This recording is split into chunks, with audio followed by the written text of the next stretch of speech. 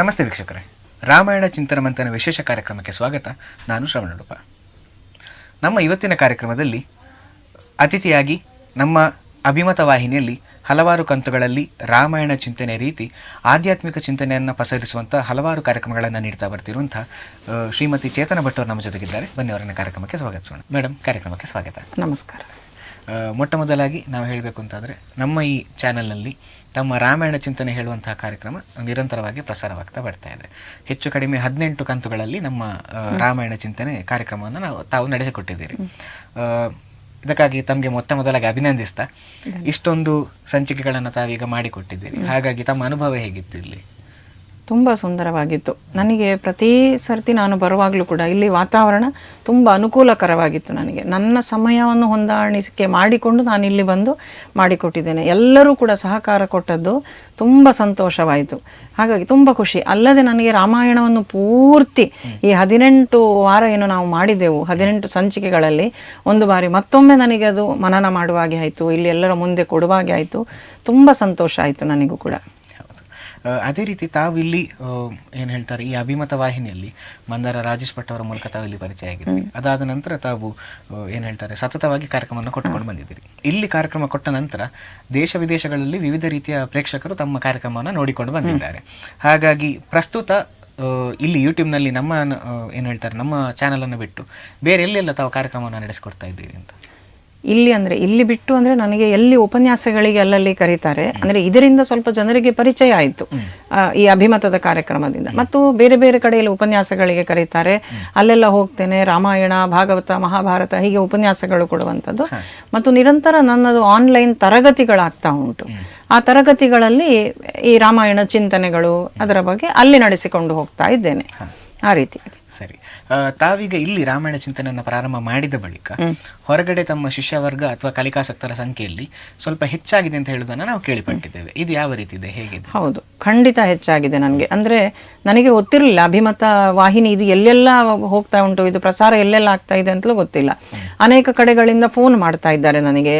1-2 ವಾರ ಇಲ್ಲಿ ಯಾವುದೋ ತಪ್ಪಿತು ಅಂತಾದರೆ ಮತ್ತೆ ಯಾವಾಗ ಬರ್ತಾ ಇದೆ ಅಂತ ಕೇಳುವುದು ಇರ್ಬೋದು. ಶಿಷ್ಯರ ಸಂಖ್ಯೆಯೂ ಜಾಸ್ತಿ ಆಗಿದೆ ನನ್ನಲ್ಲಿ. ಮತ್ತು ಇಲ್ಲಿ ಬಂದ ನಂತರ ಇನ್ನೊಂದು ಹೊಸ ತರಗತಿಯೇ ಆರಂಭವಾಯಿತು. ಅದರಲ್ಲಿ ಹತ್ರ 60-70ರವರೆಗೆ ಇದ್ದಾರೆ, ಎಲ್ಲ ವಯೋಮಾನದವರು ಇದ್ದಾರೆ. ಅಲ್ಲಿ ಹೊಸ ಒಂದು ತರಗತಿಯೇ. ಅಂದರೆ ಇಲ್ಲಿ ಆವತ್ತು ರಾಜೇಶ್ ಅಣ್ಣ ಇಂಟರ್ವ್ಯೂ ಮಾಡಬೇಕಾದ್ರೆ ಅವಾಗಲ್ಲಿ ಅವರು ಕೇಳಿದ್ರು, ಇನ್ನೊಂದು ತರಗತಿ ಮಾಡಬಹುದಾ ಅಂತ. ಯಾವುದೇ ಇದ್ರೂ ನನಗೆ ಮುಖತಃ ತರಗತಿ ಮಾಡ್ಲಿಕ್ಕೆ ಆಗುದಿಲ್ಲ, ಏನೇ ಇದ್ರೂ ಆನ್ಲೈನ್. ಹಾಗೆ ಆನ್ಲೈನಲ್ಲಿ ಇನ್ನೊಂದು ತರಗತಿ ಪ್ರಾರಂಭವಾಗಿ ಮತ್ತೆ 60ಕ್ಕಿಂತಲೂ ಹೆಚ್ಚಿನ ಜನರು ಮತ್ತೆ ರಾಮಾಯಣವನ್ನು ನೋಡುವ ಹಾಗೆ ಆಯಿತು. ಅದು ನನಗೂ ಕೂಡ ಒಂದು ಸಂತೋಷ. ಈಗ ಹೆಚ್ಚು ಕಡಿಮೆ ತಮ್ಮಲ್ಲಿ ಎಷ್ಟು ಮಂದಿ ಶಿಷ್ಯರು ತಮ್ಮ ಮೂಲಕ ಕಲಿತಾ ಇದ್ದಾರೆ ರಾಮಾಯಣ ಮಹಾಭಾರತಗಳ? ರಾಮಾಯಣ ಮಹಾಭಾರತ ಅಂದರೆ ದೊಡ್ಡವರಿಗೆ ಆನ್ಲೈನಲ್ಲಿ ನಾನು ಮಾಡುವುದು, ಚಿಕ್ಕ ಮಕ್ಕಳಿಗೆ ಬೇರೆ ತರಗತಿ ಇದೆ, ಅದು ಆನ್ಲೈನ್ ಅಲ್ಲ, ವಾರಕ್ಕೊಂದು ಸಲ ಮುಖತಃ. ಹಾಗಿದ್ದಾಗ ಈ ದೊಡ್ಡವರು 100ಕ್ಕಿಂತಲೂ ಹೆಚ್ಚು ಮಂದಿ ಇದ್ದಾರೆ. ಬೇರೆ ಬೇರೆ ಅಂದರೆ ಭಗವದ್ಗೀತೆನೂ ಇದೆ ನಂದು ಜೊತೆಯಲ್ಲಿ, ಮತ್ತು ರಾಮಾಯಣದ್ದು 2 ಗುಂಪುಗಳು, ಅದೆಲ್ಲ ಗೂಗಲ್ ಮೀಟ್ ಮುಖಾಂತರ ಹೀಗೆ ಮಾಡ್ತಾ ಇದ್ದೇವೆ. 100ಕ್ಕೂ ಹೆಚ್ಚು ಮಂದಿ ಇದ್ದಾರೆ 2 ಸೇರುವಾಗ. ಒಂದೊಂದ್ಸರಿ ಮತ್ತೂ ಹೆಚ್ಚಾಗುತ್ತದೆ. ಅಂದರೆ ತರಗತಿಗೆ ಸೇರಿಕೊಳ್ಳದೆ ನಿತ್ಯ ಇಲ್ಲದವರು ಕೂಡ ಈ ಲಿಂಕ್ಗಳನ್ನು ಹಂಚಿಕೊಂಡು ಅವರವರಿಗೆ ಅನುಕೂಲ ಆದಾಗ ಬಂದು ಸೇರಿಕೊಳ್ಳುವುದು, ಈ ರೀತಿ ಎಲ್ಲ ಇದೆ. ಒಟ್ಟಲ್ಲಿ ಒಳ್ಳೆಯದೊಂದು ಬೆಳವಣಿಗೆ. ಈಗ ನಾವು ನೋಡಬೇಕು ಅಂತಾದ್ರೆ ಸುತ್ತಮುತ್ತಲೂ ಕೂಡ ಎಲ್ಲವೂ ವೈಜ್ಞಾನಿಕ ಯುಗವಾಗಿ ಹೋಗಿದೆ. ಎಲ್ಲವೂ ಕೂಡ ಡಿಜಿಟಲೀಕರಣ ಆಗ್ತಾ ಇದೆ. ಹಾಗಾಗಿ ಏನ್ ಹೇಳ್ತಾರೆ, ನಮ್ಮ ಸಂಸ್ಕೃತಿಯ ಒಂದು ಏನ್ ಹೇಳ್ತಾರೆ ಟಚ್ ಈಗ ಹೋಗ್ತಾ ಇದೆ ಹೇಳುವಂಥದ್ದು ಎಲ್ಲರ ದೂರು. ಆದ್ರೆ ಈ ವೈಜ್ಞಾನಿಕ ಯುಗದಲ್ಲಿ ಕೂಡ ರಾಮಾಯಣ ಮಹಾಭಾರತದಂತಹ ಆಧ್ಯಾತ್ಮಿಕ ಚಿಂತನೆಗಳು ಎಷ್ಟು ಪ್ರಸ್ತುತ, ಯಾಕೆ ಬೇಕು ಅಂತ? ಖಂಡಿತ ಬೇಕು. ನೀವು ಹೇಳಿದ ಹಾಗೆ ಎಷ್ಟು ಜನ ಇದರಿಂದ ವಿಮುಖರಾಗಿ ಹೋಗ್ತಾರೋ ಅಷ್ಟೇ ಜನ ಇದರಲ್ಲಿ ಆಸಕ್ತರು ಕೂಡ ಇದ್ದಾರೆ. ಯಾಕೆ ನಾನು ಇಲ್ಲೇ ನೋಡುವುದಾದ್ರೆ, ಈಗ ಈ ವಾಹಿನಿಗೆ ನಾನು ಬಂದಾಗ ಇಲ್ಲಿ ಎಲ್ಲರೂ ಯುವಕರೇ ಇರುವಂಥದ್ದು. ಹಾಗೆ ಎಲ್ಲರೂ ಕೂಡ ಆಸಕ್ತಿ ತೋರಿಸಿದ್ರು. ರಾಮಾಯಣ ಇಷ್ಟು ಉಂಟಾ ಅಂತ ಕೇಳಿದವರು ಇದ್ದಾರೆ. ರಾಮಾಯಣ ಅಂದ್ರೆ ಬರೇ ರಾಮ, ರಾವಣ, ಲಕ್ಷ್ಮಣ ಇಷ್ಟೇ ನಮಗೆ ಗೊತ್ತು. ಆದ್ರೆ ರಾಮಾಯಣ ಅಷ್ಟೇ ಅಲ್ಲ, ಪ್ರತಿ ಒಂದೊಂದು ಪಾತ್ರಗಳಿಂದಲೂ ನಾವು ಕಲಿಯುವುದುಂಟು. ಅದು ಈ ಚಿಂತನೆ ಉದ್ದಕ್ಕೂ ನಾನು ಹೇಳ್ತಾ ಬಂದಿದ್ದೇನೆ. ಆ ಕಥೆಯನ್ನು ಕಥೆಯಾಗಿ ನೋಡುವುದಲ್ಲ, ಅದರ ಹಿಂದೆ ಅಂಥ ಸಂದೇಶಗಳುಂಟು. ಅದರ ಕಡೆ ಗಮನ ಕೊಡಬೇಕು. ಪುಸ್ತಕ ತರಿಸಿ ನೀವೇ ಓದಿಕೊಳ್ಳಿ, ಆದಷ್ಟು ನಾವು ಹೇಳಿದ್ದೇವೆ, ತರಿಸಿ ಓದಿಕೊಳ್ಳಿ. ಇದು ಕೇವಲ ನಮಗೆ ಕಥೆ ಮಾತ್ರ ಅಲ್ಲ, ಯಾವುದೋ ಒಂದು ಅಜ್ಜಿ ಕಥೆ ರೀತಿ ಅಲ್ಲ ಇದು. ಇದರ ಹಿಂದೆ ಅಂಥ ವಿಶೇಷತೆಗಳೆಲ್ಲ ಉಂಟು. ಇದರಲ್ಲಿ ತಕ್ಕೊಂಡು ನಾವು ಓದಬೇಕು, ಅದನ್ನು ಅರಿತುಕೊಳ್ಬೇಕು. ಇದು ತುಂಬ ಅಗತ್ಯ ಈಗದ ಕಾಲಕ್ಕೆ. ಯಾಕೆಂದ್ರೆ ಮಾನಸಿಕವಾಗಿ ಇವತ್ತಿನ ಪರಿಸ್ಥಿತಿ ಹೇಗೆ ಅಂದ್ರೆ, ಶಾರೀರಿಕವಾಗಿ ನಮಗೆ ತೊಂದರೆಗಳು ಇರುವುದಕ್ಕಿಂತಲೂ ನಮಗೆ ಮಾನಸಿಕ ದೌರ್ಬಲ್ಯಗಳೇ ಹೆಚ್ಚು ಇವತ್ತು. ಹಾಗಿದ್ದಾಗ ಇದೆಲ್ಲ ಏನು ಮಾಡ್ತದೆ ಅಂದ್ರೆ ನಮಗೆ ನಮ್ಮ ಅಂತಃಶಕ್ತಿಯನ್ನು ಹೆಚ್ಚಿಸ್ತದೆ. ಜೀವನದಲ್ಲಿ ಏನೇನೋ ಸಮಸ್ಯೆಗಳು ಬರ್ತವೆ ನಮಗೆ ಎಲ್ಲರಿಗೂ ಕೂಡ. ಅಂತಹ ಸಂದರ್ಭದಲ್ಲಿ ನಾವೆಲ್ಲ ಹೇಗೆ ಅದನ್ನೆಲ್ಲ ಎದುರಿಸಬೇಕು ಅಂತ ಹೇಳುವಂಥದ್ದನ್ನು ಅವತಾರ ಮಾಡಿ ಬಂದು ಭೂಮಿಯಲ್ಲಿ ಭಗವಂತ ನಮಗೆ ತೋರಿಸಿಕೊಟ್ಟದ್ದು, ಕಥೆ ಅಲ್ಲ. ಅಂತಹ ಸಂದರ್ಭಗಳು ನೋಡಿ, ಆ ರಾಮಚಂದ್ರನ ಆ ಜೀವನ ಹೇಗಿತ್ತು ಅಂತ. ನಾಳೆ ಪಟ್ಟಾಭಿಷೇಕ, ಇವತ್ತು ಕಾಡಿಗೆ ಹೋಗು, ನಮ್ಮ ಅಲ್ಲಿ ಏನಾಗ್ತಿತ್ತು ಪರಿಸ್ಥಿತಿ, ಯಾಕೆ ಹೋಗಬೇಕು? ಆದ್ರೆ ಒಂದು ಮಾತು ಇಲ್ಲದೆ ಹೋದ. ರಾಮ ಅಂದ್ರೆ ಎಲ್ಲ ನಮ್ಮ ಜೀವನದಲ್ಲಿ ನಾವು ನಿರ್ವಹಿಸುವ ಎಲ್ಲ ಪಾತ್ರಗಳಿಗೂ ಕೂಡ ಉದಾಹರಣೆಯಾಗಿರುವಂಥದ್ದು. ಅದು ರಾಮಾಯಣದೊಳಗೆ ನಾವು ಪ್ರವೇಶ ಮಾಡಬೇಕು, ಅದನ್ನು ನೋಡಬೇಕು. ಅದು ತುಂಬ ನಮಗೆ ನಮ್ಮ ನಿತ್ಯ ಜೀವನಕ್ಕೆ ಉಪಕಾರಿಯೇ ಆದದ್ದು. ಹಾಗಾಗಿ ಎಲ್ರಿಗೂ ಅದು ಬೇಕೇ ಬೇಕು. ಆ ಕಡೆಗೆ ತರುವ ಪ್ರಯತ್ನ ಇದೆಲ್ಲ ನಾವು ಮಾಡ್ತಾ ಇರುವಂಥದ್ದು. ಹಾಗೆ ಮೇಡಮ್, ಈಗ ರಾಮಾಯಣ ಚಿಂತನೆ ಒಂದು ಅಧ್ಯಾಯ ನಮ್ಮಲ್ಲಿ ಈಗ ಮುಗಿದಿದೆ. ಆದ್ರೆ ಇನ್ನು ಮುಂದಕ್ಕೆ ಮಹಾಭಾರತದ ಬಗ್ಗೆ ಕೂಡ ಇದೇ ರೀತಿ ಒಂದು ಏನ್ ಹೇಳ್ತವೆ ಚಿಂತನ ಮಂಥನದ ರೀತಿ ಒಂದು ತಮ್ಮಿಂದ ಆಗಬೇಕು ಹೇಳುವಂತ ಬೇಡಿಕೆಗಳು ಬಹಳಷ್ಟಿದೆ. ಇದಕ್ಕೆ ತಮ್ಮ ಉತ್ತರ ಏನು ಅಂತ? ಖಂಡಿತ ಮಾಡುವ. ಸ್ವಲ್ಪ ದಿವಸಗಳ ಅವಕಾಶ ನಾನು ಕೇಳಿಕೊಂಡಿದ್ದೇನೆ ಇಲ್ಲಿ, ಯಾಕಂದ್ರೆ ಕೆಲಸದ ಒತ್ತಡವೂ ಇದೆ ನನಗೆ. ಆ ನಂತರ ಅತ್ಯಂತ ಶೀಘ್ರದಲ್ಲಿ ಸಂಪೂರ್ಣ ಮಹಾಭಾರತ ಅಂದ್ರೆ ಇವತ್ತು ಅದರ ಬಗ್ಗೆನೂ ಅಷ್ಟೇ ನಮಗೆ ಸರಿಯಾದ ಕಲ್ಪನೆ ಇಲ್ಲ. ನಾವು ಮಹಾಭಾರತದ ರಾಮಾಯಣದ ಬಗ್ಗೆ ಆದ್ರೂ ನಮಗೆ ಸ್ವಲ್ಪ ಆದ್ರೂ ಗೊತ್ತುಂಟು, ಮಹಾಭಾರತದ ಬಗ್ಗೆ ಗೊತ್ತೇ ಇಲ್ಲ ಅಂತ ಹೇಳ್ಬೋದು. ಮಹಾಭಾರತ ಅಂದ್ರೆ ಯುದ್ಧದ ಕಥೆ. ಮಹಾಭಾರತ ಪುಸ್ತಕ ಮನೆಯಲ್ಲಿಟ್ಟರೆ ಜಗಳ ಆಗ್ತದೆ, ಈ ರೀತಿಯದ್ದೆಲ್ಲ ಪ್ರಶ್ನೆಗಳು ನಮ್ಮ ಹತ್ರ ಬರ್ತದೆ. ನಾವು ಇಡಬಾರ್ದು, ಓದಬಾರ್ದು ಅಂತ. ಆದ್ರೆ ಮಹಾಭಾರತ ಬರೀ ಜಗಳದ ಕಥೆ ಅಲ್ಲ. ಅದೆಲ್ಲ ನಾನು ಮಹಾಭಾರತ ಚಿಂತನೆ ಮಾಡುವಾಗ ನಾವು ಅದರ ಬಗ್ಗೆ ಮಾತಾಡುವ. ಮಹಾಭಾರತ ಸಹ ಬೇಕು. ನಾನು ಆಗ್ಲೇ ಹೇಳಿದಾಗ ಇದು ಕೇವಲ ಕಥೆ ಅಲ್ಲ, ನಮ್ಮ ಜೀವನವನ್ನು, ನಮ್ಮ ವ್ಯಕ್ತಿತ್ವವನ್ನು ಬದಲಿಸುವಂತಹ ಇತಿಹಾಸಗಳು, ಪುರಾಣಗಳು. ಅದರ ಬಗ್ಗೆ ತಿಳ್ಕೊಳ್ಬೇಕು. ಮಾಡುವ ಮುಂದಿನ ದಿನಗಳಲ್ಲಿ ಕಾಲಾವಕಾಶ, ಸಮಯಾವಕಾಶ ಹೊಂದಿಸಿಕೊಂಡು ಖಂಡಿತ ಮಾಡುವ. ಹೆಚ್ಚಾಗಿ ತಾವೀಗ ಮಹಾಭಾರತದ ಬಗ್ಗೆ ಹೇಳಬೇಕು ಅಂತಾದ್ರೆ, ಮಹಾಭಾರತ ಹಾಗೂ ಭಗವದ್ಗೀತೆಯ ನಡುವಿರುವಂತಹ ವ್ಯತ್ಯಾಸಗಳು ಅಥವಾ ಮೌಲಿಕವಾಗಿ ಆಗಿರ್ಬಹುದು, ತಾತ್ವಿಕವಾಗಿರ್ಬಹುದು, ಅದರಲ್ಲಿರುವಂತಹ ಘನತೆಯ ಬಗ್ಗೆ ಹೆಚ್ಚಾಗಿ ನೋಡುವಂತಹ ವೀಕ್ಷಕರಿಗೆ ಒಂದು ಸಂಶಯವಿರ್ತದೆ. ಭಗವದ್ಗೀತೆ ಅಂದ್ರೆ ಮಹಾಭಾರತದ ಎಲ್ಲ ಮೌಲ್ಯಗಳು ಇಲ್ಲಿ ಬಂತ, ಅಥವಾ ಒಂದರಲ್ಲಿದ್ದದ್ದು ಇಲ್ಲಿ ಎಲ್ಲ ಬಂತ ಹೇಳಿ. ಹಾಗಾಗಿ ಈ ಒಂದು ಏನ್ ಹೇಳ್ತೇವೆ ಪ್ರಶ್ನೆಯ ಬಗ್ಗೆ ತಮ್ಮ ಉತ್ತರ ಏನು? ಭಗವದ್ಗೀತೆ ಅಂತೂ ನಾವು ಎಲ್ಲರೂ, ಒಬ್ಬ ಮನುಷ್ಯನಾಗಿ ಹುಟ್ಟಿದಾನೆ ಅಂದ್ರೆ ಅದಕ್ಕೆ ಜಾತಿ ಮತ್ತೊಂದು ಇನ್ನೊಂದು ಭೇದ ಭಾವ ಯಾವುದೂ ಇಲ್ಲ. ಎಲ್ಲರೂ, ಯಾವುದೇ ವರ್ಗದವರಿರಲಿ, ಎಲ್ಲರೂ ತೆಗೆದು ಓದಬೇಕಾದ್ದು ಭಗವದ್ಗೀತೆ. ಅದು ಬರೀ ಭಕ್ತಿಯಿಂದ ಓದಿ ನಿತ್ಯವೂ ಪಠಿಸಿ ಅಷ್ಟೇ ಅಲ್ಲ. ಅದರಲ್ಲಿ ಏನು ಅಂದ್ರೆ ನಾವು ಜೀವನವನ್ನು ಹೇಗೆ ಮಾಡಬೇಕು, ನಮಗೆ ದಿವಸಕ್ಕೆ ಎಷ್ಟು ಸವಾಲುಗಳು ನೋಡಿ. ರಣರಂಗದಲ್ಲಿ ಅದು ನಡೆದಂಥದ್ದು ಭಗವದ್ಗೀತೆ ಉಪದೇಶ, ಅದು ರಣರಂಗದಲ್ಲಿ. ಅಂದ್ರೆ ಜೀವನವೇ ಒಂದು ರಣರಂಗ. ನಿತ್ಯ ಎಷ್ಟು ಸವಾಲುಗಳು, ನಿತ್ಯ ಎಷ್ಟು ಗೊಂದಲಗಳು, ಎಷ್ಟು ಪ್ರಶ್ನೆಗಳು, ಯಾವುದನ್ನೆಲ್ಲ ಎದುರಿಸಬೇಕು ನಾವು, ಎಲ್ಲದಕ್ಕೆ ಭಗವದ್ಗೀತೆಯಲ್ಲಿ ನಮಗೆ ಉತ್ತರ. ಮಹಾಭಾರತವೂ ಅಷ್ಟೇ, ಭಗವದ್ಗೀತೆಯೂ ಅಷ್ಟೇ. ಸಂಪೂರ್ಣ ಗೀತೆಯಲ್ಲಿ ಇದ್ದದ್ದನ್ನು ಮಹಾಭಾರತದಲ್ಲಿ ಇಟ್ಟಿದ್ದಾರೆ ಅಂತ ಅರ್ಥ ಅಲ್ಲ. ಮಹಾಭಾರತ ಮತ್ತು ಗೀತೆ ಇದು ಎರಡೂ ಕೂಡ ಪಂಚಮ ವೇದ ಅಂತ ಮಹಾಭಾರತವನ್ನು ಹೇಳ್ತಾರೆ. ಯಾಕೆಂದ್ರೆ ನಮಗೆ ಈ 4 ವೇದಗಳು ನಮಗೆ ಗೊತ್ತುಂಟು, ವಿಭಾಗಿಸಿ ಕೊಟ್ಟಿದ್ದಾರೆ ವೇದವ್ಯಾಸರು. ಆದರೆ ಆ 4 ವೇದಗಳನ್ನು ನಮಗೆ ಎಲ್ಲರಿಗೂ ಓದ್ಲಿಕ್ಕೆ ಆಗ್ತದಾ? ಆಗುದಿಲ್ಲ. ಅದಕ್ಕೆ ಅದರದ್ದೇ ಆದ ಅರ್ಹತೆಗಳು ಇರುತ್ತದೆ, ಬೇಕು. ಹಾಗಿದ್ದಾಗ ನಾವು ಸಾಮಾನ್ಯರದನ್ನು ಓದುವುದು ಹೇಗೆ? ಆಗ ಅದು ವೇದಗಳೇನು ತಿಳಿಸಿಕೊಡ್ತದೆ ಅಂದ್ರೆ ಭಗವಂತನ ಬಗ್ಗೆ ತಿಳಿಸಿಕೊಡುವಂಥದ್ದು. ಎಲ್ಲರಿಗೂ ದೇವರ ಬಗ್ಗೆ ತಿಳ್ಕೊಳ್ಬೇಕು, ಎಲ್ಲರೂ ಆ ಜ್ಞಾನವನ್ನು ಪಡ್ಕೊಳ್ಬೇಕು ಅಂತ ಆದಾಗ ಅದಕ್ಕೋಸ್ಕರ ವ್ಯಾಸರು ಮಹಾಭಾರತವನ್ನು ರಚಿಸಿಕೊಟ್ಟದ್ದು. ಆತ್ಮತತ್ವವನ್ನು ತಿಳ್ಕೊಳ್ಬೇಕು, ಅದಕ್ಕಾಗಿ ಭಗವದ್ಗೀತೆ. ನಿತ್ಯ ಜೀವನದಲ್ಲಿ ನಾವು ಹೇಗಿರಬೇಕು ಅದು ಭಗವದ್ಗೀತೆ. ನಮಗೊಂಥರ ಮ್ಯಾನ್ಯುವಲ್ ಗೈಡ್ ಅಂತ ನಾನು ಯಾವಾಗಲೂ ಹೇಳುವಂಥದ್ದು. ಆ ರೀತಿ ನಮಗೆ ಹೇಗೆ ನಮ್ಮ ಜೀವನವನ್ನು ಮಾಡಬೇಕು ಅಂತ ದೇವರು ಮೊದಲೇ ಅವತಾರ ಮಾಡಿ ಬಂದು ಇಲ್ಲಿ ಕೊಟ್ಟೋಗಿದ್ದಾರೆ. ಅದಕ್ಕೆ ಹೇಳುದು, ಬಂದದ್ದು ಕೇವಲ ಈ ಅವತಾರ ಆದದ್ದು ಇಲ್ಲಿ ಒಂದು ಏನೋ ರಾಕ್ಷಸರನ್ನು ಕೊಂದು ಹೋಗ್ಲಿಕ್ಕೆ ಮಾತ್ರ ಅಲ್ಲ. ಬಂದ ಅವತಾರದ ಹಿಂದೆ ಇಷ್ಟೆಲ್ಲ ಉದ್ದೇಶ. ರಾಕ್ಷಸರನ್ನು ಕೊಲ್ಲಬೇಕು ಅಂತಾದ್ರೆ ಇಲ್ಲಿ ಬರ್ಬೇಕಾ ಭಗವಂತನಿಗೆ? ಎಲ್ಲಿದ್ದಾನೋ ಅಲ್ಲಿಂದ ಇಚ್ಛೆ ಮಾತ್ರದಿಂದ ಮಾಡ್ಬೋದಿತ್ತು. ಇಲ್ಲಿ ಬಂದದ್ರ ಹಿಂದೆ ಇಷ್ಟೆಲ್ಲ ಉದ್ದೇಶ ಉಂಟು. ಅದನ್ನೆಲ್ಲ ನಾವು ಅದರೊಳಗೆ ಪ್ರವೇಶ ಮಾಡಬೇಕು. ಆಗ ನಮ್ಗೆ ಗೊತ್ತಾಗ್ತದೆ ಗೀತೆ ಅಂದ್ರೆ ಏನು. ನಮ್ಗೆ ಇವತ್ತು ಭಕ್ತಿ ಮಾತ್ರ ಅದರಲ್ಲಿ, ಅಥವಾ ಅದನ್ನು ಮುಟ್ಟಿ ಸತ್ಯ ಹೇಳ್ತೇವ ಸುಳ್ಳು ಹೇಳ್ತೇವ ಗೊತ್ತಿಲ್ಲ ನಮಗೆ. ಆದ್ರೆ ಅದರ ವಿಚಾರ ಏನು ಅಂದ್ರೆ ಅದು ಅಷ್ಟು ಆಳವಾಗಿ ನಮ್ಮ ಜೀವನಕ್ಕೆ ಸಹಕಾರವಾಗುವಂಥದ್ದು. ಅದನ್ನು ಓದಲೇಬೇಕು ಮನುಷ್ಯನಾದವನು.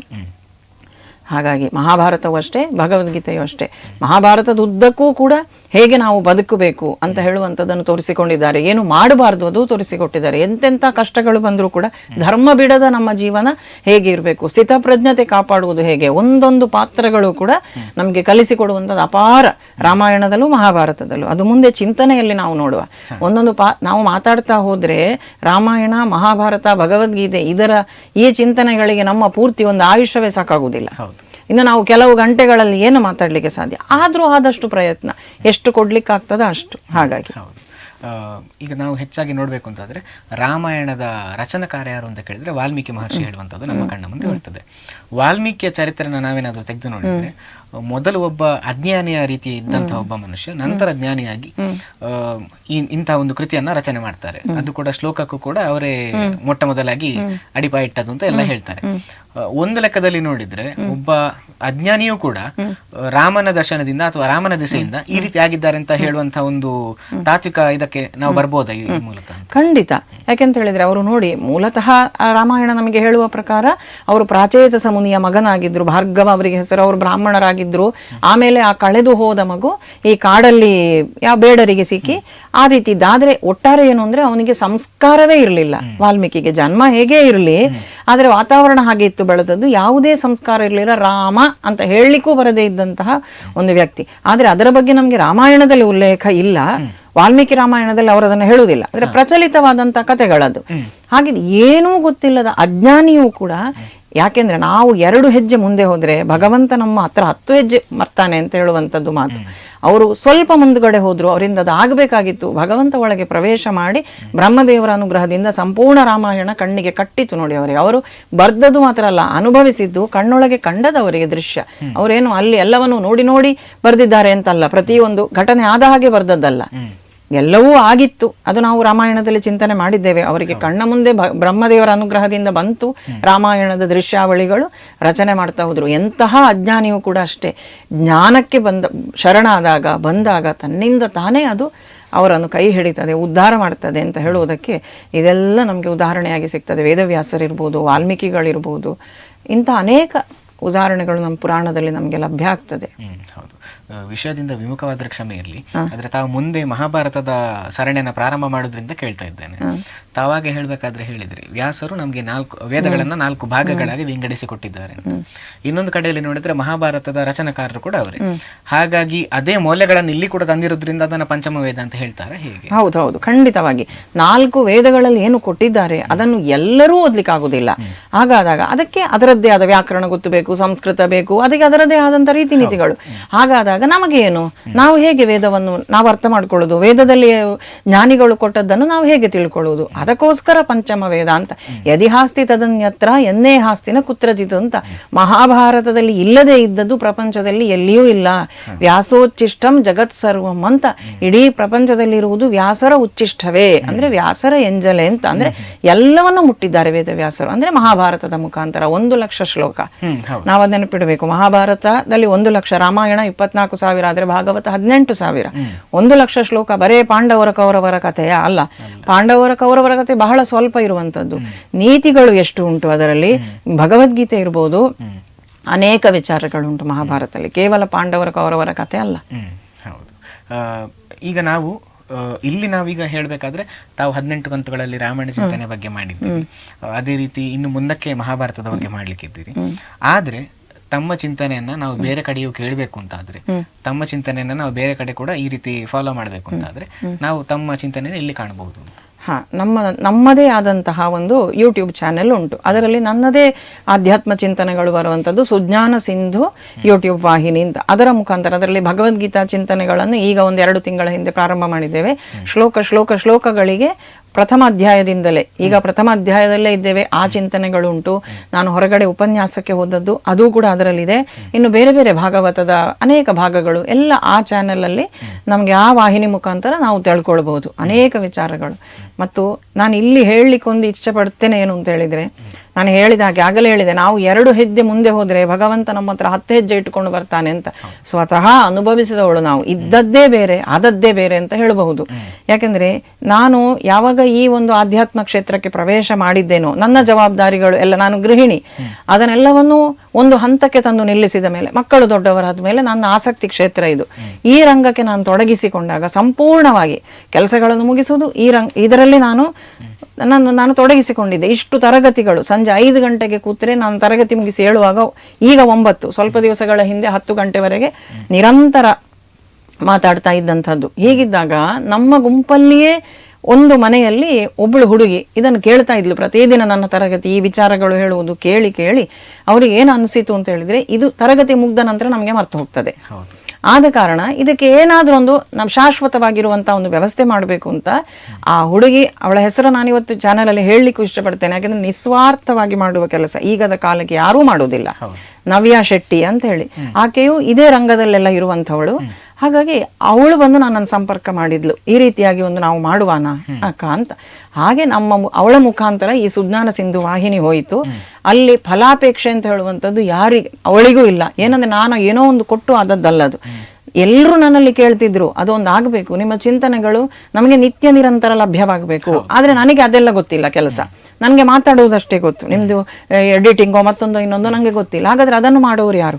ಸಮಯ ಸಂದರ್ಭ ಬರುವಾಗ ಆಗ್ತದೆ ಅಂತ ಹೇಳ್ತಿದ್ದೆ ನಾನು. ಆದ್ರೆ ಅದು ಈ ರೀತಿಯಾಗಿ ಭಗವಂತ ಅದನ್ನೂ ಕೂಡ ಒದಗಿಸಿಕೊಟ್ಟ. ಯಾವಾಗ್ಲೂ ಹಾಗೆ ನಾವು ಪ್ರಯತ್ನ ಮಾಡೋದಕ್ಕಿಂತಲೂ ಅವನೇ ನಮ್ಮ ಮುಖಾಂತರ ಮಾಡಿಸ್ತಾನೆ ಅದರ ಬಗ್ಗೆ ಅಂತೇಳಿ ಅದನ್ನೆಲ್ಲ ನಾನು ನಂಬುವುದು. ಯಾಕೆಂತ ಹೇಳಿದ್ರೆ ನಾನು ಈ ರೀತಿಯಾಗಿ ಇರಲಿಲ್ಲ. ಈ ರಂಗದಲ್ಲಿ ತೊಡಗಿಸಿಕೊಳ್ತಾ ಎಲ್ಲವನ್ನು ಭಗವಂತನೇ ತಂದು ನಮಗೆ ಕೊಟ್ಟದ್ದು. ಈ ಚಿಂತನೆಯೂ ಅಷ್ಟೇ.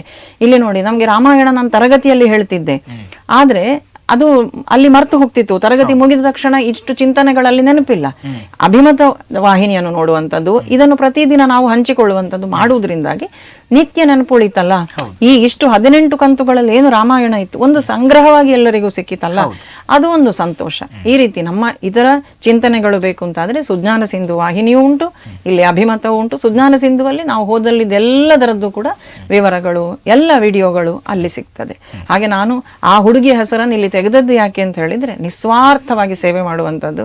ನನಗೇನಂದ್ರೆ ಒಂದು ಮಗಳ ರೀತಿಯಲ್ಲಿ ಈಗ ನನ್ನ ಜೊತೆಯಲ್ಲಿದ್ದಾಳೆ, ಜೊತೆಯಾಗಿ ನಾವು ನಮ್ಮ ಆಧ್ಯಾತ್ಮ ಕ್ಷೇತ್ರದಲ್ಲಿ ಇಬ್ರು ಸೇರಿಕೊಂಡು ತೊಡಗಿಸಿಕೊಂಡಿದ್ದೇವೆ ಅಂತ ಹೇಳಬಹುದು ನಾವು.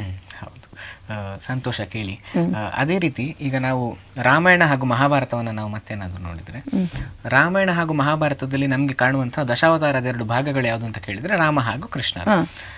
ರಾಮನ ಹುಟ್ಟು ಹಾಗೂ ತಾನು ಬದುಕಿದಂತಹ ರೀತಿಯೇ ಬೇರೆ, ಕೃಷ್ಣ ಹುಟ್ಟಿದ ಹಾಗೂ ಬದುಕಿದಂತಹ ರೀತಿಯೇ ಬೇರೆ. ಒಂದರಲ್ಲಿ ಒಬ್ಬ ದೇವರು ಮನುಷ್ಯನಾಗಿ ಕಾಣ್ತಾ ಬಂದ್ರೆ, ಇನ್ನೊಂದರಲ್ಲಿ ಒಬ್ಬ ಮನುಷ್ಯ ದೇವರಾಗಿ ಕಾಣ್ತಾ ಬರ್ತಾನೆ. ಹಾಗಾಗಿ ತಾವು ಎರಡರಲ್ಲಿ ಕಾಣುವಂತಹ ಪ್ರಮುಖ ವ್ಯತ್ಯಾಸಗಳು, ಹಾಗಿದ್ರಿಂದ ಮನುಷ್ಯರು ಕಲಿಬೇಕಾದಂತಹ ಪಾಠಗಳೇನು? ನೋಡಿ, ರಾಮಾಯಣದಲ್ಲಿ ತುಂಬಾ ಉಂಟು. ನನಗೆ ಶ್ರೀಕೃಷ್ಣ ಪರಮಾತ್ಮ ಸ್ವಲ್ಪ ಹತ್ತಿರವಾಗುವಂಥದ್ದು. ಯಾಕೆಂತ ಹೇಳಿ, ರಾಮಾಯಣದಲ್ಲಿ ನೀವು ನೋಡಿದ್ರೆ ಪ್ರತಿ ಒಂದೊಂದು ಜೀವನದ ಪಾತ್ರಗಳಿಗೂ ರಾಮನೇ ಆದರ್ಶ. ಮಗನಾಗಿ ರಾಮನೇ ನಮಗೆ ಅಲ್ವಾ, ಅಂಥ ಮಗ ಇದ್ದಾನ. ಸ್ನೇಹಿತನಾಗಿ ರಾಮನೇ, ಅಣ್ಣನಾಗಿ ರಾಮನೇ, ರಾಜನಾಗಿ ರಾಮನೇ, ಕೊನೆಗೆ ಗಂಡನಾಗಿ ಬೇಡ ಅಂತ ಹೇಳ್ತಾರೆ, ಆದ್ರೆ ರಾಮಾಯಣ ನೋಡಿದ್ರೆ ರಾಮನೇ ಅಂತ ನಮ್ಗೆ ಗೊತ್ತಾಗ್ತದೆ. ರಾಮನೇ ಗಂಡನಾಗಿಯೂ ರಾಮನೇ, ಕಷ್ಟ ಕೊಟ್ಟದ್ದಿಲ್ಲ ಸೀತೆಗೆ. ನಾವು ರಾಮಾಯಣ ನೋಡದೆ ಅಜ್ಞಾನದಿಂದ ಮಾತಾಡುವಂಥದ್ದು ಅದೆಲ್ಲ. ಕೊನೆಗೆ ಶತ್ರುವಾಗಿಯೂ ರಾಮನೇ, ರಾವಣನಿಗೆ ಕೊಟ್ಟ ಅವಕಾಶಗಳನ್ನೆಲ್ಲ ನಾವು ನೋಡ್ತೇವೆ. ಸ್ವಾಮಿಯಾಗಿ ರಾಮನೇ, ಎಲ್ಲವೂ ಸರ್ವಸ್ವವೂ ರಾಮನೇ. ರಾಮ ಅವತಾರ ಹೀಗೆ ಬಂತು, ಮನುಷ್ಯನಾಗಿಯೇ ತಾನು ಬಂದ ರಾಮ. ಯಾಕಂದ್ರೆ ರಾವಣನಿಗಿದ್ದ ವರ ಹಾಗಿತ್ತಲ್ಲ, ಮನುಷ್ಯರಿಂದಲೇ ಅವನಿಗೆ ಮರಣ ಬರಬೇಕಾಗಿತ್ತು. ಭಗವಂತ ಎಲ್ಲಿಯೂ ನಾನು ದೇವರು ಅಂತ ತೋರಿಸಿಕೊಡ್ಲಿಲ್ಲ. ಜನಗಳೇ ಅಂತ್ಯ ನಿರ್ಯಾಣ ಕಾಲಕ್ಕೆ ಅರಿತುಕೊಂಡ್ರು, ಆದ್ರೆ ರಾಮನಾಗ್ಲಿ ಸುತ್ತಮುತ್ತಲಿದ್ದ ಋಷಿಗಳಾಗ್ಲಿ ಎಲ್ಲಿಯೂ ಭಗವಂತ ಅಂತ ತೋರಿಸಿಕೊಡ್ಲಿಲ್ಲ. ಆದ್ರೆ ಕೃಷ್ಣ ಅವತಾರ ಹಾಗಲ್ಲ, ಹುಟ್ಟಿದಾಗಲೇ ನಾನು ದೇವರು ಅಂತ ಹೇಳುವಂಥದ್ದು ಪ್ರಪ್ರಥಮವರೆಗೆ ತಂದೆ ತಾಯಿಗೆ ತೋರಿಸಿಕೊಟ್ಟದ್ದು. ಆಮೇಲೆ ಇಡೀ ಜೀವಿತ ಕಾಲ ನೋಡಿ, ಹೊರನೋಟಕ್ಕೆ ನೋಡುವಾಗ ತಪ್ಪು ಅಂತಲೇ ಕಾಣುವಂಥದ್ದು, ಆದ್ರೆ ನೋಡಿದ್ರೆ ಭಗವಂತ ಧರ್ಮಕ್ಕೆ ಬೇರೆಯದ್ದೇ ರೀತಿಯಾದಂಥ ಅರ್ಥ ಕೊಟ್ಟದ್ದು ಶ್ರೀಕೃಷ್ಣ ಪರಮಾತ್ಮ. ಅನೇಕರು ಭೀಷ್ಮರಿರ್ಬೋದು, ದ್ರೋಣರಿರ್ಬೋದು, ಎಲ್ಲ ಶ್ರೀಕೃಷ್ಣ ಭಕ್ತರೇ. ಭಗವಂತ ನನ್ನ ಮನೆಗೆ ಬರಬೇಕು ಅಂತ ಬಯಸ್ತಾರೆ. ಆದ್ರೆ ಆ ಅಷ್ಟೂ ದೊಡ್ಡ ಸಭೆಯಲ್ಲಿ ಆ ದ್ರೌಪದಿಯ ಸೀರೆ ತೆಳೆಯುವಾಗ, ಒಬ್ಬಳು ಹೆಣ್ಣೊಬ್ಬಳಿಗೆ ಅವಮಾನವಾಗುವಾಗ ತನ್ನ ಧರ್ಮದ ಕಾರಣ ಹೇಳಿಕೊಂಡು ಬಾಯಿ ಮುಚ್ಚಿ ಕೂತ್ರಲ್ಲ, ಅಂತವರನ್ನು ಭಗವಂತ ಆಧರಿಸಲಿಲ್ಲ. ಆದ್ರೆ ಅವರೆಲ್ಲರೂ ಆ ಅವತಾರ, ಅವರ ಎಲ್ಲ ವಸ್ತುಗಳು ನಮಗೆ ಗೊತ್ತುಂಟು, ಎಲ್ಲ ಭಗವಂತ ಅವತಾರ ಮಾಡಿ ಬರುವಾಗ ಎಲ್ಲ ದೇವತೆಗಳು ಒಂದೊಂದು ರೂಪದಲ್ಲಿ ಬಂದ್ರು. ಆದ್ರೆ ಎಲ್ಲ ಶರೀರ ತ್ಯಾಗ ಮಾಡುವಾಗ ಜೊತೆಯಲ್ಲೇ ಇದ್ದು ಅನುಗ್ರಹಿಸ್ತಾನೆ ಭಗವಂತ. ಪ್ರತಿ ಒಂದೊಂದಕ್ಕೂ ಎಲ್ಲಿಯೂ ಕೂಡ ಅಟ್ಯಾಚ್ಮೆಂಟ್ ಅಂತ ಹೇಳುವಂಥದ್ದಿಲ್ಲ. ನೋಡಿ, ಶ್ರೀಕೃಷ್ಣ ಪರಮಾತ್ಮನ ಆ ನಡೆ ಹಾಗೆ. ಹುಟ್ಟಿದ್ದು ಒಂದು ಕಡೆ, ತಾಯಿಯನ್ನು ಬಿಟ್ಟಾಯಿತು, ಗೋಕುಲಕ್ಕೆ ಬಂದಾಯಿತು, ಅಷ್ಟು ಪ್ರೀತಿ ಮಾಡ್ತಿದ್ದಂತಹ ಸರೋವರನ್ನು, ಗೋಪಿಕೆಯರನ್ನು ಬಿಟ್ಟಾಯಿತು, ಯಶೋದೆಯನ್ನು ಬಿಟ್ಟಾಯಿತು. ಪ್ರೀತಿ ಇರ್ಲಿಲ್ವಾ? ಗೋಪಿಕಾ ಸ್ತ್ರೀಯರು ಎಷ್ಟು ಪ್ರೀತಿಸ್ತಿದ್ರು ಅಂತ ಭಾಗವತ ನೋಡಿದ್ರೆ ಗೊತ್ತಾಗ್ತದೆ. ಅಲ್ಲಿ ಮೋಹವೇ ಇಲ್ಲ, ಬರೇ ಪ್ರೇಮ, ಅದು ಭಕ್ತಿ. ಅದನ್ನು ಬಿಟ್ಟು ಮುಂದೆ ಬಂದಾಯಿ, ಒಂದು ಕಡೆ ನಿಂತಲ್ಲಿಲ್ಲ. ಮಧುರೆಗೆ ಬಂದಾಯಿತು, ಅಲ್ಲಿಯೂ ಮಾವನನ್ನು ಕೊಂದು ಅಲ್ಲಿಯೂ ನಿಲ್ಲಿಲ್ಲ, ಜರಾಸಂಧನ ವಧೆ ಆಯಿತು. ಅಲ್ಲಿಂದ ಮುಂದೆ ಬಂದು ದ್ವಾರಕೆ ನಿರ್ಮಾಣ, ದ್ವಾರಕೆ ಪೂರ್ತಿ ಶ್ರೀಕೃಷ್ಣನೇ ನಿರ್ಮಿಸಿದ ನಗರ. ಆದ್ರೆ ಅವತಾರ ಸಮಾಪ್ತಿ ಕಾಲಕ್ಕೆ ದ್ವಾರಕೆಯೂ ಮುಳುಗಬೇಕಾಗ್ತದೆ. ಆವಾಗ ತನ್ನ ಮಕ್ಕಳೇ ಕೆಟ್ಟವರಾದಾಗ ಸಂಪೂರ್ಣ ನಿಸ್ಪೃಹತೆಯಿಂದ, ನಿರ್ಮೋಹತೆಯಿಂದ ಎಲ್ಲವೂ ನಾಶವಾಗುವುದನ್ನು ತನ್ನ ಕಣ್ಣ ಮುಂದೆ ನೋಡಿ ಅವತಾರ ಸಮಾಪ್ತಿ ಮಾಡಿದ್ದು ಶ್ರೀಕೃಷ್ಣ ಅವತಾರ. ಯಾಕೆ ನನ್ನವರು ಕೆಟ್ಟವರಾದಾಗ ಅವರು ನನ್ನ ಮಕ್ಕಳು ಅಂತ ಹೇಳಿಕೊಂಡು ಅವರನ್ನು ಕಾಪಾಡ್ತಾ ನಾನು ಕೂತ್ಕೊಳ್ಳುವುದಿಲ್ಲ. ನಾನು ಹೇಗೆ ಭಗವಂತ ಗೀತೆಯಲ್ಲಿ ನುಡಿದಿದ್ದಾನೋ ಹಾಗೇ ನಡೆದಿದ್ದಾನೆ. ಪಾತ್ರಗಳು ಎರಡೂ ಒಂದೇ ಭಗವಂತನದ್ದು. ಆದರೆ ಶ್ರೀಕೃಷ್ಣ ಅವತಾರ ಕಲಿಯುಗಕ್ಕೆ ಅತ್ಯಂತ ಹತ್ತಿರದ ಅವತಾರ ಆದದ್ರಿಂದ ನಮಗೆ ಅದು ಹೆಚ್ಚು ನಮಗೆ ತಟ್ತದೆ. ಆದರೆ ರಾಮಾವತಾರ ಆದರ್ಶ. ರಾಮೋ ದ್ವಿರ್ನಭಾಷತೆ, ರಾಮೋ ವಿಗ್ರಹವಾನ್ ಧರ್ಮ ಅಂತ ಹೇಳ್ತೇವಲ್ಲ ನಾವು. ಧರ್ಮಕ್ಕೆ ವಿಗ್ರಹ ರೂಪ ಕೊಟ್ರೆ ಅದು ರಾಮ. ರಾಮನ ರೀತಿಯೇ ಬೇರೆ, ಕೃಷ್ಣನ ರೀತಿಯೇ ಬೇರೆ. ರಾಮ ಅಂದ್ರೆ ಗಂಭೀರ ಈ ರೀತಿ, ಆದರೆ ಕೃಷ್ಣ ಅಂದ್ರೆ ನಮಗೆ ನಮ್ಮ ಪಕ್ಕದಲ್ಲಿ ಓಡಾಡುವ ಗೆಳೆಯ ಅಂತ ಭಾವಿಸಬಹುದು, ನಮ್ಮ ಜೊತೆಯಲ್ಲೇ ಇದ್ದಾನೆ. ಹೇಗೂ ನೀವು ಕೃಷ್ಣನನ್ನು ಚಿಂತನೆ ಮಾಡಿ. ಎಲ್ಲೋ ಒಂದು ಕಡೆ ಓದಿದ್ದೆ ನಾನು, ಕೃಷ್ಣನನ್ನು ಬೇಕಾದ್ರೆ ನೀವು ಜೀನ್ಸ್ ಪ್ಯಾಂಟಲ್ಲೂ ಕಲ್ಪನೆ ಮಾಡ್ಕೊಳ್ಬಹುದು, ಅಷ್ಟು ನಮಗೆ ಹತ್ತಿರನಾಗ್ತಾನೆ.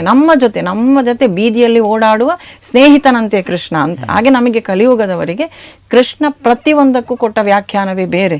ಅದು ನಾವು ಕೃಷ್ಣ ಕಥೆಯೊಳಗೆ ಹೋಗ್ಬೇಕು, ಮಹಾಭಾರತದೊಳಗೆ ಹೋಗ್ಬೇಕು, ಭಾಗವತಕ್ಕೆ ಹೋಗ್ಬೇಕು, ಆಗ ನಮಗೆ ಅರ್ಥ ಆಗ್ತದೆ. ಪ್ರತಿಯೊಂದು ಆ ರುಕ್ಮಿಣಿಯನ್ನು ತೆಗೆದು ಕರ್ಕೊಂಡು ಬಂದದ್ದಿರ್ಬೋದು, ರಾಕ್ಷಸಿ ರೀತಿಯ ವಿವಾಹವಾದದ್ದು, ಅದರ ಹಿಂದೆ ಎಲ್ಲ 16,000 ಸ್ತ್ರೀಯರು ಅಂತ ಹೇಳ್ತಾರೆ. ಅದಕ್ಕೆಲ್ಲ ಪ್ರಶ್ನೆ ಓದಿ ಭಾಗವತ. ಆ ಅಷ್ಟೂ ಜನರನ್ನು ಕೂಡ ಕೃಷ್ಣ ಇಚ್ಛಿಸಿರ್ಲಿಲ್ಲ ಮದುವೆ ಆಗ್ಬೇಕು ಅಂತ. ಈ 16,108 ಜನ ಸ್ತ್ರೀಯರು, ಆದ್ರೆ ಅವರನ್ನೆಲ್ಲರನ್ನು ಯಾರನ್ನು ಭಗವಂತ ಇಚ್ಛಿಸಿದ್ದಲ್ಲ. ಎಲ್ಲರೂ ಅವರಾಗೇ ನನಗೆ ಕೃಷ್ಣ ಬೇಕು ಅಂತ ಬಂದವರು. ಮತ್ತು ಆ ಸಂದರ್ಭವೂ ಹಾಗೆ ಇತ್ತು. ಮತ್ತೆ ಅಲ್ಲಿ ಕೃಷ್ಣನ ಬಗ್ಗೆ ಮಾತಾಡುವುದಾದ್ರೆ ನಮಗೆ ತುಂಬಾ ಉಂಟು. ಹಾಗೆ ಆ ಒಂದು ಸ್ತ್ರೀಲೋಲ ಅಂತ ಅವನನ್ನು ಬಿಂಬಿಸುವುದಿರ್ಬೋದು, ಅದೆಲ್ಲ ಹಾಗಲ್ಲ. ಅಲ್ಲಿ ಇದ್ದದ್ದು ಭಕ್ತಿ ಮತ್ತು ಭಗವಂತನ ಸಮಾಗಮವೇ ಹೊರತು ಇನ್ಯಾವುದೋ ಈಗ ನಾವು ಆಲೋಚನೆ ಮಾಡುವಂತ ಅಂತ ಯಾವ ಮಟ್ಟವೂ ಅಲ್ಲಿ ಇರಲಿಲ್ಲ, ಅಂತ ಯಾವ ವ್ಯಕ್ತಿತ್ವವೂ ಅಲ್ಲ ಅದು. ಹಾಗಾಗಿ ಕೃಷ್ಣ ನಡೆದಂತೆ ನಮಗೆ ನಡಿಲಿಕ್ಕಾಗುವುದಿಲ್ಲ. ಒಂದು ಮಾತುಂಟು, ಕೃಷ್ಣ ನುಡಿದಂತೆ ನಡೆ, ರಾಮ ನಡೆದಂತೆ ನಡೆ ಅಂತ. ಹಾಗೆ ನಾವು ರಾಮಾಯಣವನ್ನು ಮಹಾಭಾರತವನ್ನು ತೆಕ್ಕೊಳ್ಬೇಕು. ಯಾಕೆಂದ್ರೆ ಆ ಭಗವಂತ ಅಂತ ಹೇಳಿ ಅವನ ಯೋಚನೆಗಳೇನು, ಅವನ ರೀತಿ ನೀತಿಗಳು, ಅವನು ಕೊಟ್ಟದ್ದೇನು, ನಾವು ಸಂದೇಶವನ್ನು ತೆಕ್ಕೊಳ್ಬೋದು. ಅವನಂತೆ ನಮಗೆ ನಡೀಲಿಕ್ಕೆ ಸಾಧ್ಯ ಇಲ್ಲ. ಯಾಕಂದ್ರೆ ಅದು ಅತೀಂದ್ರಿಯವಾದಂತಹ ಶಕ್ತಿ. ಅದನ್ನು ನಮ್ಮ ಈ ಇಂದ್ರಿಯಗಳ ಮುಖಾಂತರ ನಮಗೆ ಗ್ರಹಿಸ್ಲಿಕ್ಕೆ ಆಗುದಿಲ್ಲ. ನಾವು ಅದನ್ನು ಕೇಳಿಕೊಂಡು ಗೀತೆಯಲ್ಲಿ ಅವನು ಹೇಳಿದ ಹಾಗೆ ನಾವು ನಡೆಯುವ, ರಾಮ ನಡೆದ ಹಾಗೆ ನಾವು ನಡೆಯುವ. ಯಾಕಂದ್ರೆ ರಾಮ ಮನುಷ್ಯನಾಗಿ ಅವತಾರ ಮಾಡಿ ಬಂದದ್ದು, ಹೀಗೆ ನಡೆಯಿರಿ ಅಂತ ನಮಗೆ ತೋರಿಸಿಕೊಟ್ಟದ್ದು. ಅಂತ ಎಲ್ಲಾ ಕಡೆ ವಿಚಲಿತವಾಗುವ ಅವಕಾಶ ಇತ್ತು, ಆದ್ರೆ ಆಗ್ಲಿಲ್ಲ. ಸ್ಥಿತಪ್ರಜ್ಞತೆಯನ್ನು ಕಾಪಾಡಿಕೊಂಡು ಬಂದದ್ದು ತುಂಬಾ ಕಲೀಲಿಕ್ಕುಂಟು. ಅದೇ ಹೇಳುದು ನಾನು, ಕಥೆಯಾಗಿ ನೋಡಬೇಡಿ ಅದನ್ನೆಲ್ಲ, ಅದರ ಒಳಗೆ ಪ್ರವೇಶ ಮಾಡಿ ಸಂದೇಶಗಳನ್ನು ಗ್ರಹಿಸಿಕೊಳ್ಳಿ ಅಂತ. ಹೌದು, ಅಂದ್ರೆ ತಾವು ಹೇಳೋ ಪ್ರಕಾರ ರಾಮ ಹೇಗಿರಬೇಕು ಅಂತ, ಆದ್ರೆ ಈಗಿರೋ ಜಗತ್ತಿನಲ್ಲಿ ಕೃಷ್ಣನಿದ್ದ ಹಾಗಿದ್ರೆ ಒಳ್ಳೇದು ಅಂತ ಹೇಳುವ. ಹೌದು, ಕೃಷ್ಣ ನುಡಿದಂತೆ ನಾವು ನಡೆಯಬೇಕು, ರಾಮ ನಡೆದಂತೆ ನಾವು ನಡೆಯಬೇಕು. ಹೌದು. ತಮ್ಮ ಮುಂದಿನ ಯೋಜನೆಗಳು ಯಾವ ರೀತಿಯಲ್ಲಿ ಇದೆ ಮೇಡಮ್? ಮುಂದಿನ ಯೋಜನೆಗಳು ಅಂದ್ರೆ, ಒಂದು ಸದ್ಯಕ್ಕೆ ಈಗ ಮಹಾಭಾರತ ಚಿಂತನೆ ಉಂಟು. ಮತ್ತು ಇನ್ನಷ್ಟು ಆದಷ್ಟು ನನಗೆ ಇದರಲ್ಲೆಲ್ಲ ತೊಡಗಿಸಿಕೊಳ್ಳಬೇಕು. ಆದಷ್ಟು ಭಗವಂತನಲ್ಲಿ ಒಂದು ಇಚ್ಛೆ ಅಷ್ಟೇನಂದ್ರೆ, ತುಂಬಾ ಓದಬೇಕು ಅಂತ ಹೇಳುವಂತ ಆಸೆ ಉಂಟು. ಏನು ಓದಿದ್ದೇನೆ ಅದನ್ನು 4 ಜನರಿಗೆ ಕೊಡಬೇಕು. ಯಾವುದೇ ಫಲಾಪೇಕ್ಷೆ ಇಲ್ಲ ನನಗೆ. ಆದ ಕಾರಣ ಅದನ್ನೆಲ್ಲ ಕೊಡಬೇಕು, ಹಂಚಬೇಕು. ನನ್ನಿಂದ ಆದಷ್ಟು ಒಂದು ಆಯುಷ್ಯ ಎಷ್ಟು ಭಗವಂತ ಕೊಡ್ತಾನೋ ಅಷ್ಟು ಕಾಲ ಏನೆಲ್ಲ ನನ್ನಿಂದ ಸಾಧ್ಯ ಅಷ್ಟನ್ನು ಓದಬೇಕು, ತಿಳ್ಕೊಳ್ಬೇಕು, ಅದನ್ನು ಹೇಳಬೇಕು. ಇದೇ ಇಚ್ಛೆ ಇರುವಂಥದ್ದು. ಹೌದು. ಕೊನೆಯದಾಗಿ ಕೇಳಬೇಕು ಅಂತ ಆದರೆ, ಈಗಿನ ಯುವಜನತೆ ಅಥವಾ ಯಾರೇ ಆಗಿರ್ಬೋದು, ನಮ್ಮ ನಾಗರಿಕರು ಇಂಥ ಆಧ್ಯಾತ್ಮಿಕ ಚಿಂತನೆಗಳನ್ನ ಯಾಕೆ ಹೊಂದಿರಬೇಕು, ಒಂದು ವೇಳೆ ಹೊಂದಿಲ್ಲದಿದ್ರೆ ಇನ್ನು ಯಾಕೆ ಬರಬೇಕು ಅಂತ ಹೇಳೋ ಬಗ್ಗೆ ತಾವು ಏನು ಕಿವಿ ಮಾತನ್ನ ಹೇಳ್ತೀರಿ? ಆಧ್ಯಾತ್ಮ ಚಿಂತನೆಗಳು, ಭಗವಂತನ ಬಗ್ಗೆ ನಾವು ತಿಳ್ಕೊಳ್ಳೋದು ನಮ್ಮ ಜೀವನಕ್ಕೆ ಬೇಕೇ ಬೇಕು. ಯಾಕೆಂದ್ರೆ ನೋಡಿ, ನಾವು ಪ್ರತಿದಿನ ಅಡುಗೆ ಮಾಡ್ತೇವೆ, ನಮ್ಮ ಪಾತ್ರೆಗಳು ಕೊಳೆ ಆಗ್ತದೆ, ಅದನ್ನು ತೊಳೆದು ನಾವು ಮತ್ತೆ ಮರುದಿನ ಉಪಯೋಗಿಸ್ತೇವೆ. ನಮ್ಮ ಮನಸ್ಸು ಹಾಗೆ ಸದಾ ಕಾಲ ಲೌಕಿಕವಾಗಿ ಹೊರಗಡೆ ತಿರುಗಾಡ್ತಾ ಇರುವಂತದ್ದು. ನಾವು ದೇವರ ಹತ್ರ ಎಷ್ಟೊತ್ತು ಕೂತ್ಕೊಳ್ತೇವೆ, ಹೆಚ್ಚಂದ್ರೆ ಅರ್ಧ ಗಂಟೆ, ಅದರಲ್ಲಿಯೂ ನಮ್ಮ 1/4 ಗಂಟೆ ಮನಸ್ಸು ಎಲ್ಲೆಲ್ಲೋ ಹೋಯ್ತು. ಒಂದು 5 ನಿಮಿಷ ಹೆಚ್ಚಂದ್ರೆ ಮನಸ್ಸಲ್ಲಿ ಇರ್ಬೋದು. ಹೀಗೆ ಭಗವಂತನಿಂದ ವಿಮುಖವಾದಂತಹ ನಮ್ಮ ಮನಸ್ಸನ್ನು ಮತ್ತೆ ತಂದು ದೇವರ ಹತ್ರ ನಾವು ತೆಗೆದುಕೊಂಡು ಹೋಗ್ಬೇಕು ಅಂತಾದ್ರೆ ಅದಕ್ಕೆ ಆಧ್ಯಾತ್ಮ ಚಿಂತನೆಗಳು ಬೇಕು. ಇದು ಎಲ್ಲವೂ ಬೇಕು ನಮಗೆ. ಯಾಕಂತ ಹೇಳಿದ್ರೆ, ನಾವು ಗೀತೆ ಓದಿದ್ರೆ ನಮ್ಗೆ ಅರ್ಥ ಆಗ್ತದೆ, ಶರೀರ ಅಂತ ಹೇಳುವಂಥದ್ದೇ ಶಾಶ್ವತ ಅಲ್ಲ. ನಾನು ಮತ್ತು ನನ್ನ ಶರೀರ, ನಾನು ಅಂತ ನನ್ನ ಶರೀರವನ್ನು ಹೇಳಿದ್ರೆ ನಾನು ಶರೀರ ಅಲ್ಲ. ಇದೆಲ್ಲ ವಿಚಾರಗಳುಂಟು. ನಾವು ಕೊನೆಗೆ ಶರೀರ ಬಿಟ್ಟು ಹೋಗುವಾಗ ನಮ್ಮ ಜೊತೆಗೆ ಬರುವಂಥದ್ದು ನಾವು ಮಾಡುವಂತಹ ಕಾರ್ಯಗಳು ಮಾತ್ರ, ಕರ್ಮಗಳು ಮಾತ್ರವೇ ಹೊರತು ಮತ್ತೆ ಇನ್ನು ಯಾವುದೂ ಬರುವುದಿಲ್ಲ.